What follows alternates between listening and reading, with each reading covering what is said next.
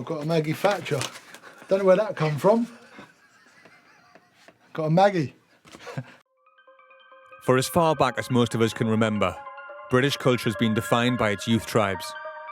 From mods to skins, suede heads to punks, soul boys, ravers, grungers, garage heads and emo kids. The UK has been a breeding ground for young people trying to look fresh under pressure. So what do you want to talk about? These youth cults, born and bred on the streets of Britain, and often taken onto a world stage, have come about through a journey of innovation, of experimentation, of disillusionment, fear, love, and occasionally violence. We're going to tell the story of that journey, of how through clothes and music, original kids from Coventry, Camden, and Croxteth helped Britain change the fashion habits of entire generations and develop the UK into the cradle of youth culture it is today. Where I grew up, it's a kind of overspill area, Liverpool. It was a place where everyone was sort of dissatisfied, longing to be at the centre of things. So you're looking for whatever is new. The mid-80s, Britain was in the midst of a consumerist daydream. The monochrome youth culture of the rude boys and new mods had been put to rest. And the youth of Britain were in search of a youth scene that reflected their carefree, aspirational ways. Danger in downtown Brixton. Soul boys and soul girls were a predominantly working-class youth tribe with their roots dating back to the mid-70s. They were young men and women who fell in love with the glamorous, optimistic sounds of American soul and funk. It was a little collision of two cultures. The Jamaican community in New York had taken it from the Italian Americans, the wise guys. You gotta be like me. So the look that kind of was big in London had actually come from Jamaica via New York, via the wise guys. So basically we were wearing the clothes that was Johnny Boys wears in Mean Streets. So we were 8 years, 9 years out of date already. That kind of merged into a very early soul boy look. So you had kind of the smoothie, who was kind of next natural thing from the suede, or the Bowie boy. And the Bowie boy, you only had one or two of those at school because, you know, they look weird. Listen, you know you're a man, right? It doesn't matter whether you don't wear makeup or you may wear makeup. And there was a good chance you were going to get a kick in at the bus stop if you were dressed too weird back then. It's 1975 or so, and I'm supplying all these shops on the King's Road. It was a whole vibe going, a mix-up of 1940s, 50s, punk, new wave. These soul kids really got into this whole look. Mostly it was like parading around the King's Road on a Saturday afternoon. So we've got James here in his original 50s printed shirt, and they're very fashionable at the time peg pants and the essential plastic belt, the winkle pickers and the wraparound shades. This is the soul boy look. All the bill collectors after my pay. Jelly shoes, really, really important. Popular in the mid to late 70s, but also had a revival in the 80s. They were sold up and down the King's Road in those trendy shops. Would tear your feet to pieces. You know, the soul kids loved them.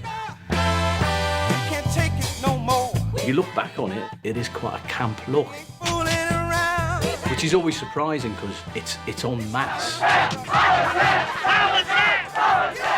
A lot of soul boys was wearing the bowling shirts, which the Northern Soul lads were wearing as well. We all respect the Northern Soul scene. There was definitely some soul boys who had a little bit of that Northern Soul look, but our fashion I thought was always a lot cooler, to be honest. You know, a lot of the trousers like this were, you know, of a wider sort of style, if you like. And, you know, the shirts are kind of, again, they sort of got that kind of bowling shirt kind of thing, a little bit wild. We kind of changed our look a little bit after a few years of the soul boy thing. A few of us started getting into the Gabici Farahs and crocodile skin shoes. For years, a lot of reggae kids would have been wearing the Gabici and the Farahs, and we just kind of took it, and, you know, a lot of guys from football took it. Britain didn't have too many exports in Thatcher's era, but our football teams were amongst the world's best. It's well done, Liverpool. Following them around Europe were a loyal band of young designer-obsessed men. who quickly became known as dressers, stylers, and casuals. England, scarves, Mexico, football hats. Hey, England, England. Old England 82. Back in the early days when I first started going to football, I didn't want to be a mod. I wanted to be like, I saw people wearing Tashini, Fila, so I thought, oh, this is very nice. Bulldog Bobby. This is when casuals at its prime. That's when everyone was into it, 82. Darren, when did you get that done? 10, 15 years ago. Casual culture soon became an obsession for a generation, as many young men followed a tradition of sartorial one-upmanship, wearing the best in European knitwear, expensive trainers, and luxury ski wear. Me and my friends used to walk up King's Road at night time when it was closed, just to look in the window. That's what clothes used to mean for us. What have we got here? We got, oh look, here we go. The ultimate football on the terraces. International, made in New Zealand. Originals, 84, 85, unworn. You wouldn't wear the same pair of trainers twice to football in a month. And you wouldn't play football because you didn't want to ruin your trainers. I'm getting confused now, got so many. You see someone come with a better look, like, oh, I wish I brought that one, but you couldn't because they was too expensive. Giorgio Armani was so expensive, but it was such a banging label. If you had this when you was younger, you'd won the lottery. Funny enough, I didn't. On the terraces, this was like the ultimate Lacoste ski jumper. A few Stone Island bits, ice, change colour, still changes colour. When you went football, you sort of felt a little bit, oh, he's got the same trains as me. I stand 200 yards away from him. But fashion at football only lasted for like 3 weeks.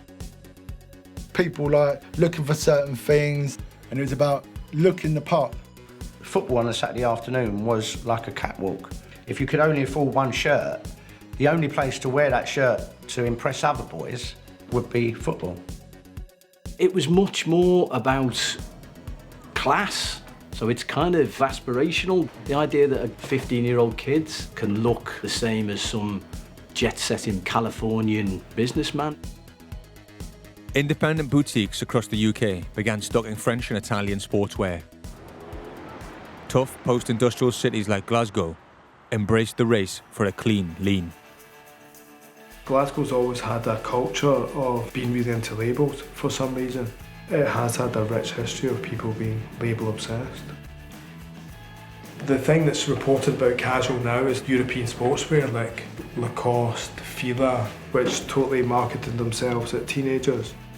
Casual culture now is a bit of a dirty word, I think, because like all culture now, it's been sucked up by big companies. Before things used to develop from the street, it was all about reappropriating stuff. We went to dusty old sports shops in the high street of the town to buy like an old Adidas tracksuit. Football casuals like wearing Burberry or Aquascutum, it wasn't designed or made for them, but they appropriated and made it their own. But nowadays, big brands from Louis Vuitton down to Adidas, they make products which are specifically marketed at kids to wear. Whereas before, when I was a kid, you weren't marketed to, you were into stuff because you were into it and you made it your own.